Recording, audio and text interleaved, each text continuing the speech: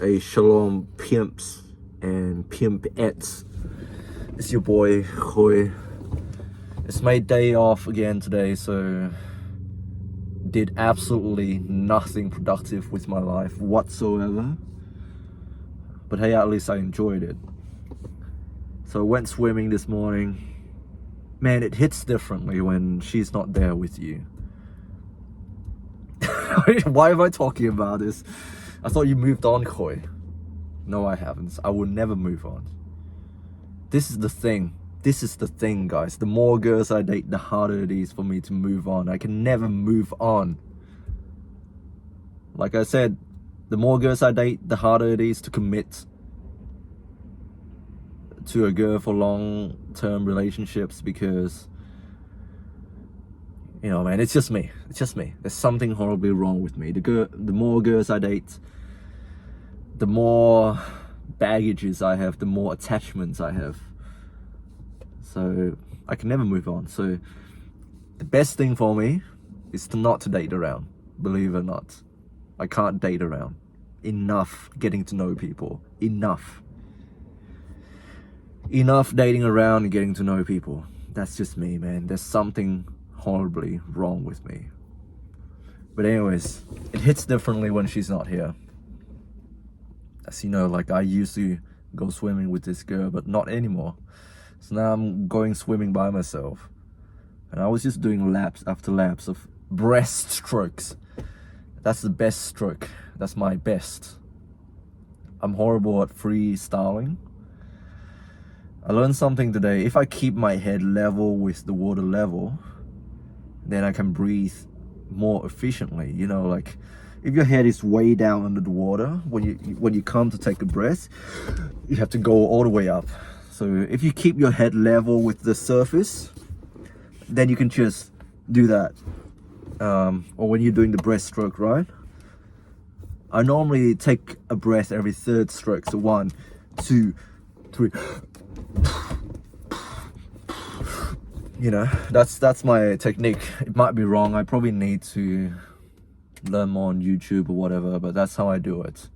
That's something I learned today. So if I keep my head level with the surface, then it's more efficient for me to breathe. It doesn't make it easier. It's still hard, but I feel like I'm making progress. I realize every new thing I try, makes me feel like I'm a loser because I'm a beginner again. This is a thought that came to my head today. You know, you go to the swimming pool and obviously people show more skin there.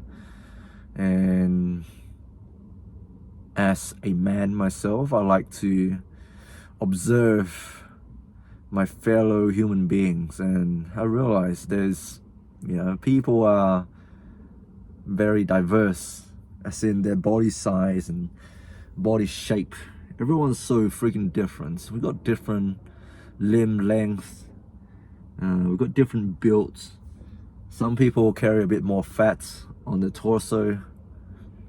I can't help but to look at the women. Sorry, I'm not lusting, by the way. I'm just observing. I'm not lusting. Yes, I am lusting sometimes, but you know, like I know how to control my thoughts. You know, I acknowledge that these thoughts come to me, but I don't act on them. I'm not a sex predator, by the way. You know, there are people. I'm just gonna say this. When I see beauty, I appreciate beauty. But man, I gotta say this. Some people are so freaking huge. The women especially, and also the children. Man, why are they so freaking big? Why are some people so freaking huge, man? They're like skyscrapers towering over me. My little frame, you know? Some people are machines, man. You know, like some people are literally skyscrapers. I walked next to them and I realized some of these kids, man, what are they eating? What are their parents feeding them? Maybe it's just genetics. Something that has been passed down from generations to generations. something that has helped their ancestors survive in the wild. Clearly, those traits had a clear survival advantage, so that's why they're still around. If you haven't watched this movie, I really recommend you to watch this. It's called The Invention of Lying. It's quite an old movie, 2009, The Invention of Lying. I'm not gonna spoil too much, but essentially it's about a society in which people are always telling the truth, even though the truth is ugly. And I know you would like it because it has a lot of those black pill ideologies in there. A little bit of religion as well. But essentially what I got out of that movie is that even though the truth hurts, and they talk a lot about this genetics, the reason why a woman would want to be with a man. By the way, this society, they cannot lie. The people don't know how to lie because lying hasn't been invented yet in that society. They also go on dates. But there's this one particular scene that really stood out to me, in which the woman said to the main character, I'm not gonna procreate with you because you're fat, you have stubby nose, and my children will inherit your genetics. That's the truth. She's not lying because that society doesn't know how to lie. So the people are always telling the truth, even though the truth is, painful to hear. Now I know this is not the truth in real life because, as you know, people procreate for different reasons.